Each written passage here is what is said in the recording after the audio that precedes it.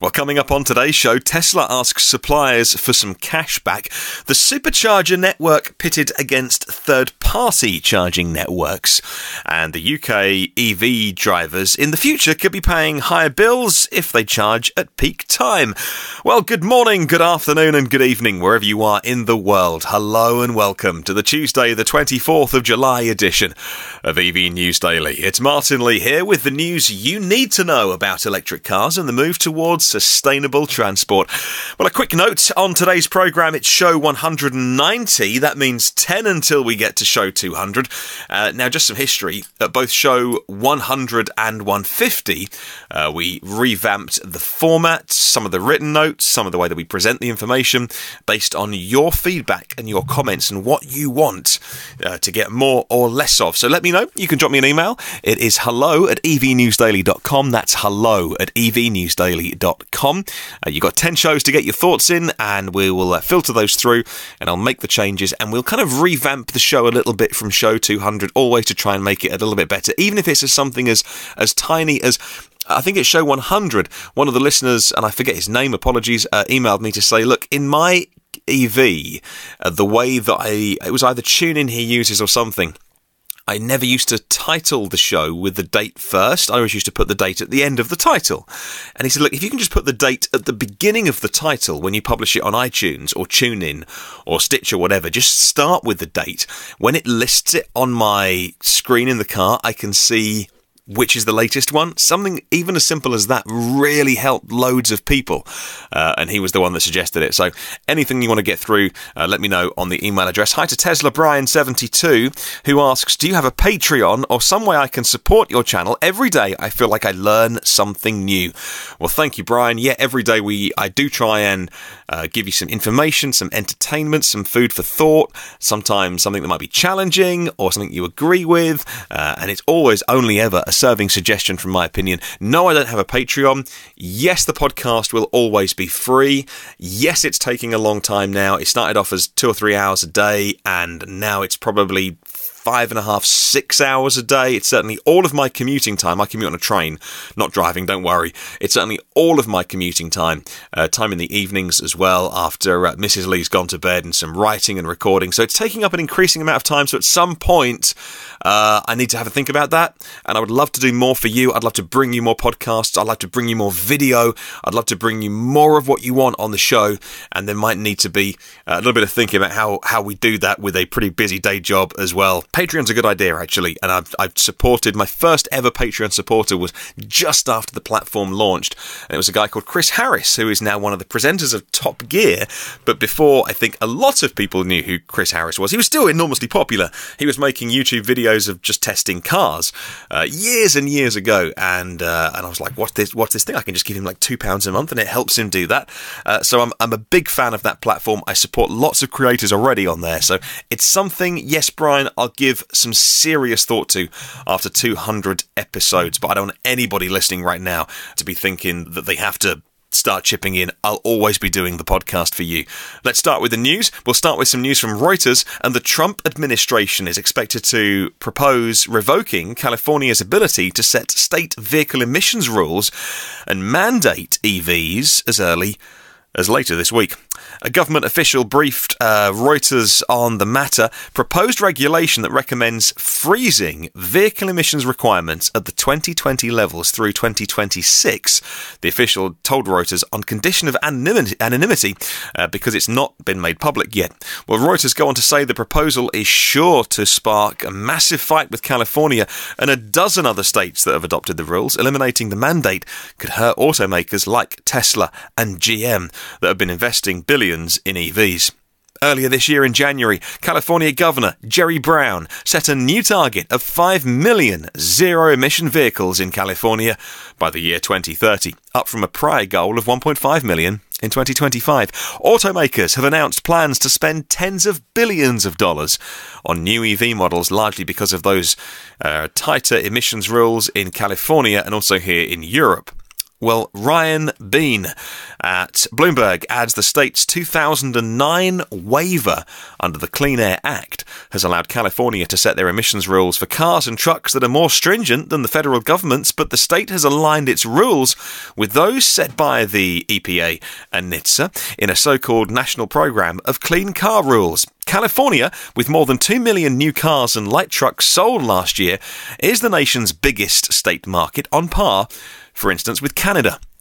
A dozen other states follow California's vehicle rules and together account for more than a third of US auto sales. Colorado plans to adopt California's clean car rules.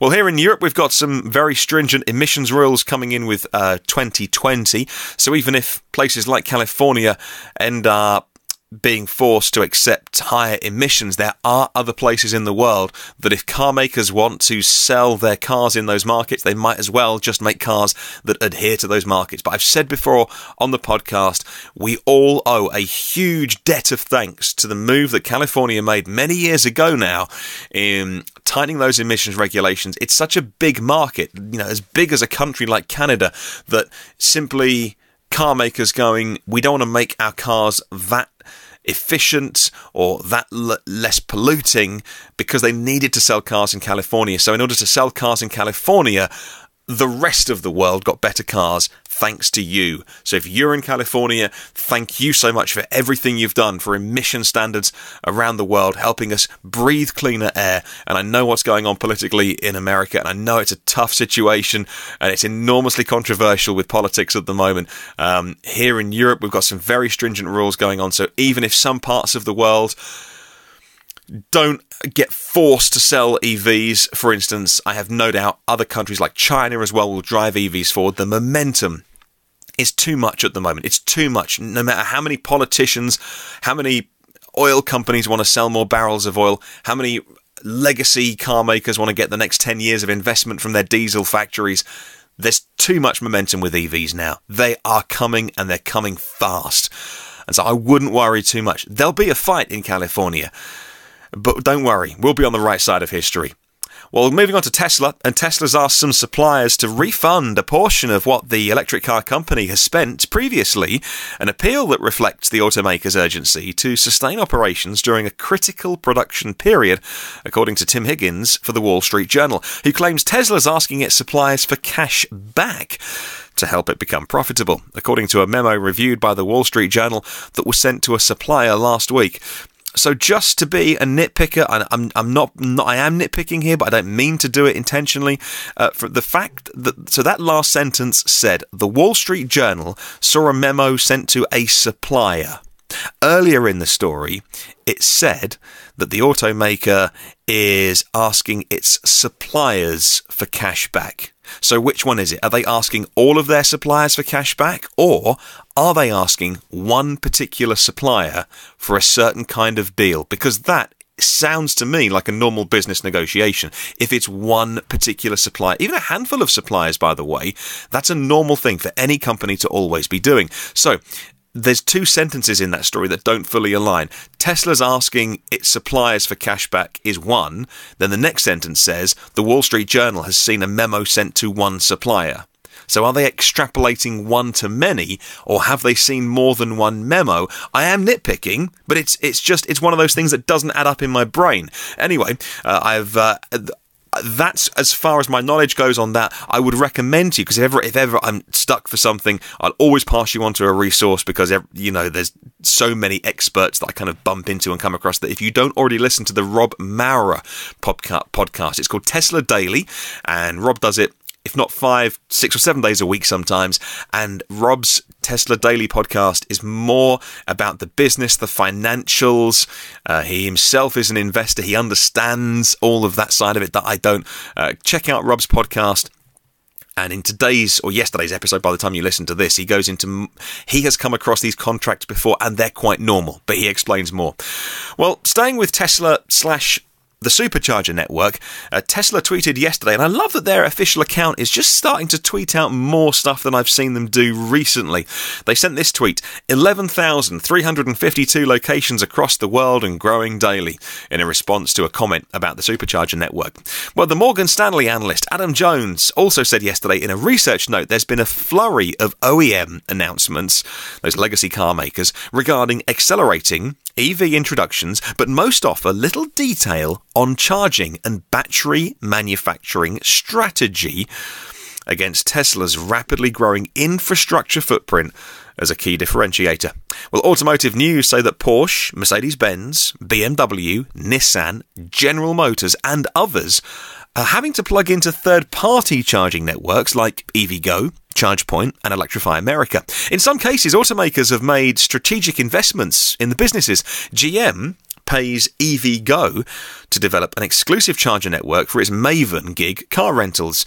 Daimler invested about $82 million in ChargePoint, $82 million US dollars in ChargePoint as part of a $125 million funding effort by the charging network last year.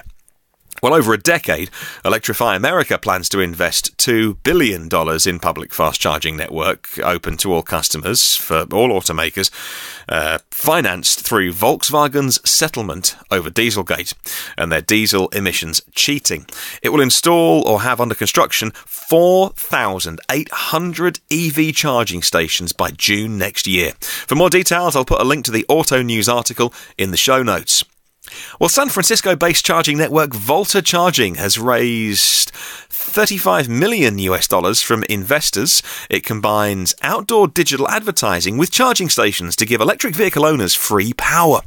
It's already rolled out a network of 1,000 charging stations that are open for sponsorship and hopes to reach 2,000 by the end of this year, according to a statement from the company. And according to TechCrunch, Volta rolled out its initial charging stations in Hawaii, but now has expanded its network to include the top 10 media markets in the US. Valuable real estate for any would-be advertiser. So far, the company's sponsored charging stations have given away 22 million miles worth of juice, or the equivalent of £9 million of carbon dioxide emissions saved, according to TechCrunch. I'll put a link to that article in the show notes as well. Well, Adam Vaughan is always on the money on his articles in the Guardian newspaper, and he says that British electric car drivers face having to pay more to power their car if they refuse to shift their charging habits to off-peak times, in a move designed to lessen their burden on the electricity network. If enough drivers top up their cars when they get home from work, for instance, that would put extra pressure on the national grids. And they already face peak demands between 4 and 6 p.m. as people get home from work and put their dinner on. Well, incentives to use cheaper charging could include energy tariffs that offered cheaper electricity at certain times, such as when solar and wind power are generating larger amounts of power or when demand is low. Ofgem, the energy regulator here in the UK, said this, and I quote, "If electric vehicle users choose to charge during peak times, under current arrangements, they will impose considerable costs which will be borne by all consumers. Consumers should be rewarded for being flexible with their demand, but may pay a premium if their behaviour adds to peak demand or local congestion on power networks," end quote. And from my perspective, I guess this is a bit like the carrot or the stick.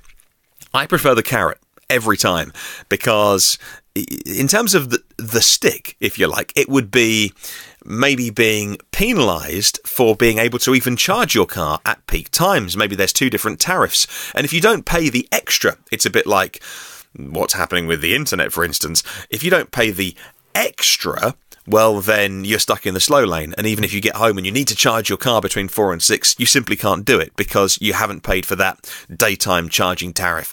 That would be a terrible idea. It would restrict the growth of EVs. It would restrict how people charge their car, and it would simply hurt the industry.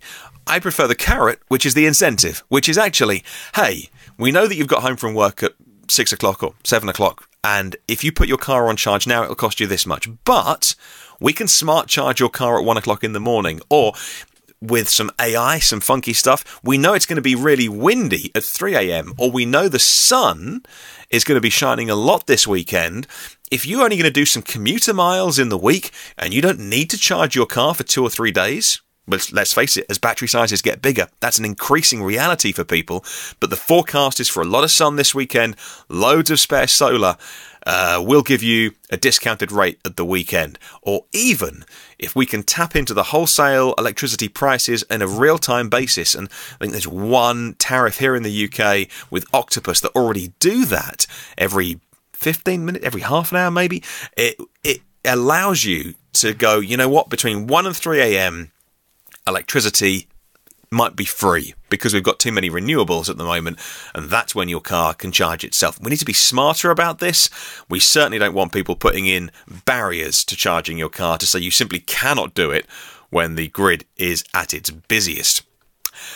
Well, the final smart charger for Electric Nation has been installed. The Electric Nation project has installed its final smart charger as part of a trial with EV owners to do exactly what I've just been talking about. The project is now going to start assessing the smart charging technology and feedback from those in the trial, according to Fleet News. Electric Nation, one of Western Power Distribution's innovation projects, with collaboration from EA Technology, Drive Electric, Lucy Electric Grid Key and TRL, has been successful in achieving its recruitment targets. More than 40 different makes and models of EVs are all taking part, installing 673 domestic smart chargers. One of the final smart charger installs was for Sunny Vara, who had a charger fitted to coincide with a new delivery of a Tesla.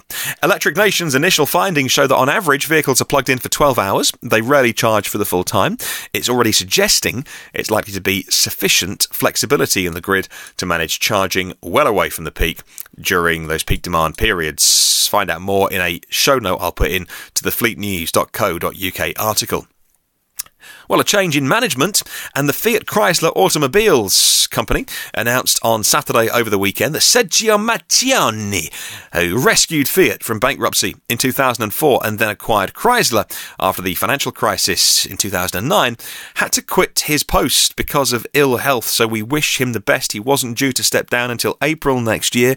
I don't know the details of it, but obviously you never want anybody having to make those decisions quickly due to ill health. So I do wish him all the best, and if it's a recovery issue that he's going through, I hope that is swift and he's back on his feet. So they've put a new CEO into that company already. Neil Winton from Forbes. He's not the new CEO, he's the writer of this story. Neil Winton from Forbes is talking about the new CEO, a Brit guy called Mike Manley.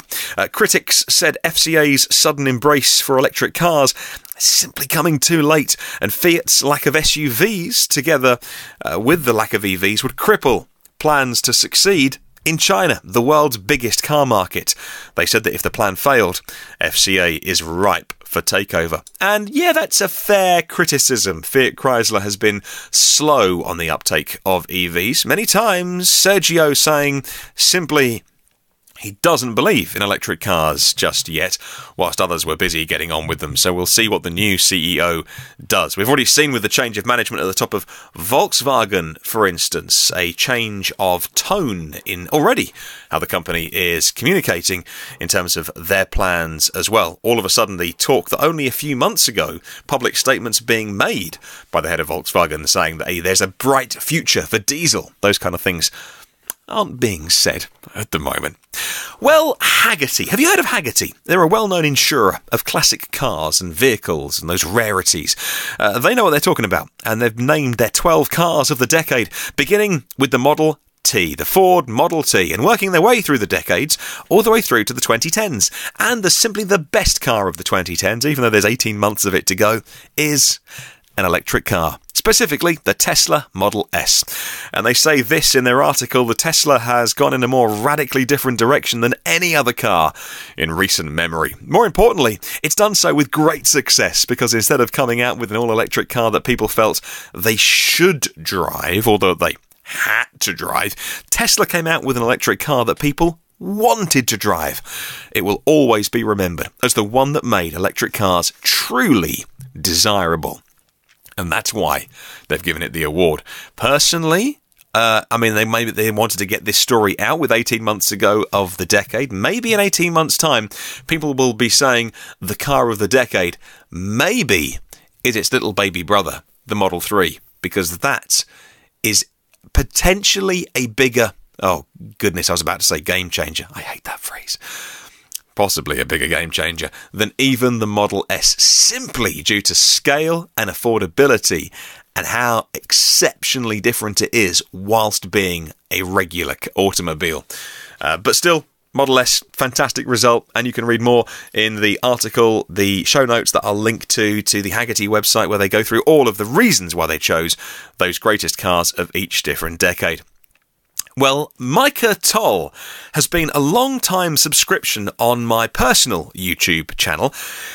I love the videos that he makes, normally about battery packs and battery packs for e-bikes, for instance. And I love that recently he's been doing more and more writing for another one of my favourites, Electrek. And both of those sites are well on my favourites list. Now, Micah says that CSC Motorcycles recently announced their new 2018 City Slicker electric motorcycle. As the name indicates, this two-wheeled EV is meant for urban streets more than highway speeds, with a top speed of 46 miles an hour. Now, at just 37 miles an hour, so if you don't go at top speed, that's 60 k's, the range is estimated to be 37 miles. If you slow down and stick to, say, 20 miles an hour, or 32 k's, you will get 62 miles or 100 kilometres range from the small 2.16 kilowatt-hour battery. Well, the motorcycle company CEO, Steve Seidner, said this, and I quote, "After the initial shipment, the City Slicker's price will be £2,495. There's still many thousands of dollars there, less than any other electric motorcycle offered in America. We're taking deposits now, and the motorcycles will be here this fall." So the first price of $1,995. That's an incredible price. Here's a thing that I've wanted to try. I noticed that Amazon, have you got an Amazon Alexa at home, the Echo device? They've recently, it's great that you talk to it, but I've always felt that I sort of wanted to talk to it from the next room and it could never quite hear me. Well, they've enabled the microphone on the app now, on the Alexa app. So let me see if this works, because I'm at the bottom of my garden in the studio and the Alexa is in my lounge. So let me see if I can do this. What's $2,000 in Canadian dollars? $2,000 is 2,626 Canadian dollars and 66 cents. What's $2,000 in British pounds? $2,000 is £1,522 and 19 pence. Brilliant. That is going to be the new way that I do all conversions on this show, but maybe not live like that, because it would drive you slightly nuts. Right, one final story before we get into some of your comments today. The radically revamped Peugeot 508 will be available as a plug-in hybrid version in 2019, according to a report by Autocar UK. First revealed back in February, the sedan debuted with conventional petrol and diesel internal combustion engines only, writes Gerard Ty for paultang.org. The 508 plug-in hybrid is said to employ a 1.6-litre turbocharged engine with some mild hybrid capability for an integrated starter-generator motor. That's for things like turning the engine off when you're at highway speeds, motorway speeds, and then starting it up again. However, it's also said to have a proper battery in it and a plug which you can charge, and that'll be good for 50 kilometres. Peugeot finally getting in on more of the plug-in action. Well, thank you very much for your comments over the last couple of days and over the weekend too. An amazing thing from Will Feely. Now, Will got in touch. Will Feely says, this weekend just gone, 76 Tesla cars from the Tesla Owners UK group gave up their weekend to drive around 10,000 test drive experiences to the VIP, media, competitors and families visiting one of the largest ice events in the world, the Silverstone Classic. Well, thank you very much, Will, for sending that little tweet yesterday to let us know about that. And fascinating that the community of Tesla drivers here in the UK did that for Fully Charged as well, and doing it for other events. Daz has sent me a little email. Hi, Daz. He says, "Hi, Martin. I thought I'd drop you a line with a thought I've had on the podcast. I follow lots of bloggers and vloggers. I'm always keen to hear about new electric cars. I thought it might be nice to hear the odd interview with normal, everyday EV drivers to hear their stories, what drove them to buy an EV, what their likes and passions are. One of the things I like about charging stops, you never know who you're going to meet at a charger. People are always ready to chat about their EV likes and dislikes. You could call the section Charge Chat." I like this. You're even thinking of the feature names. You should be on commission. I love what you do and really appreciate the effort you take to bring us 20 minutes of podcasting daily. It must be difficult juggling it with your day job. Speaking of which, I must get to work, says Daz. Yes, I mentioned that at the beginning of the show. It's increasingly difficult because this is just so much fun and just getting so much more feedback than I ever thought it would. So I love having conversations with you all day long online about it. Hi to Aniz as well. Aniz Alani sent me a DM over the weekend to say, I'm not generally a fan of podcasts. I've been trying to follow some again during my morning drive. I subscribe to a few. This is kind. And yours is by far the best produced, substantive and pleasant to listen to. Thank you, Aniz. Yes, the day job somewhat teaches me to make things like this. So this being my hobby, it's somewhat of a busman's holiday every night. Hi to Kim at Like Tesla. If you don't follow Like Tesla, you can find Kim at Like Tesla Kim, who said, I just crossed 4,000 miles in our Model 3, and she's done that in, I think, about 60 days. We continue to marvel at this amazing car. This is the best vehicle money can buy at 64k, 49k and 35k when those cars are made in Q1, Q2 next year. And she's put some little infographic on there as well. 4,000 miles driven, 951 kilowatt hours consumed, $67 spent at home, $12 spent on Superchargers, and a combined cost of $80 to do all of those miles, 4,000 miles.